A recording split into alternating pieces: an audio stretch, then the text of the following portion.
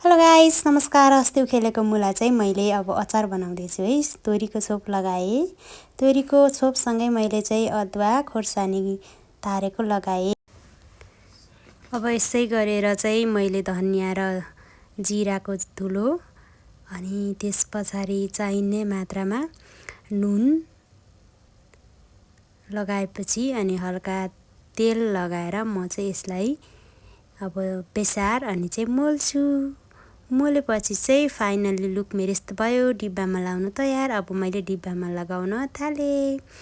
डिब्बाहरू भर्दैछु है। मेरो अचार चाहिँ रेडी। अब यो सानो सानो डिब्बामा चाहिँ किन बनाएको भने खोल्दै खानु सजिलो के।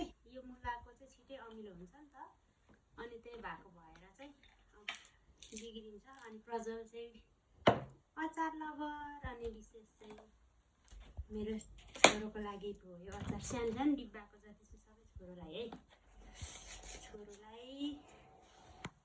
अनि यो एउटा डिब्बाको चाहिँ मेरो मुला रोप्ने घरबेटीलाई, यो चाहिँ बाबा र मम्मीलाई माथि पुऱ्याउँछु। मुला रोप्नु भएको अस्ति मैले त्यत्रो उखेलेको होइन त नि, एक टोको। अनि यो चाहिँ मेरो प्यारी कान्छीलाई, कान्छी र दोदुलाई। अनि यो चाहिँ घरबेटीलाई, मलाई।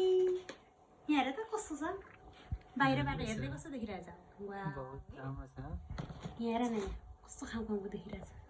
यसलाई धेरै होइन, 4-5 दिन जति घाममा सुकाएपछि चाहिँ खाने बेला हुन्छ है साथीहरू।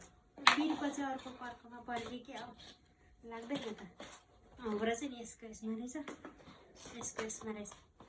सुकाउनको लागि रेडी हाम्रो अचार है, हाम्रो अचार। Thank you for watching. Bye by.